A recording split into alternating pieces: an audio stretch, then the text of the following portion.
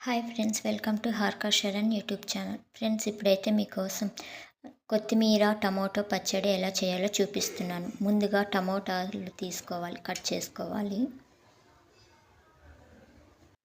తరువాత పచ్చిమిరపకాయలు, కొత్తిమీర, జీలకర్ర, చింతపండు, వెల్లుల్లిపాయలు.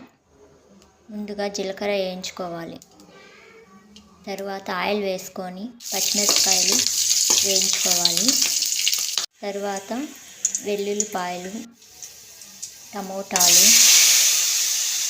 వేయించుకోవాలి. తరువాత చింతపండు కొద్దిగా వేసుకోవాలి. తరువాత కొత్తిమీర వేసుకోవాలి. ఇవన్నీ బాగా వేయించుకోవాలి ఫ్రెండ్స్.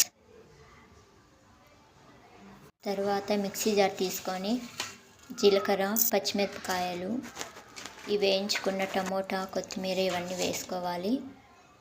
తరువాత రుచికి సరిపడా ఉప్పు వేసుకోవాలి. మిక్సీ పట్టుకోవాలి ఫ్రెండ్స్. అంతే ఫ్రెండ్స్, టమోటా పచ్చడి రెడీ.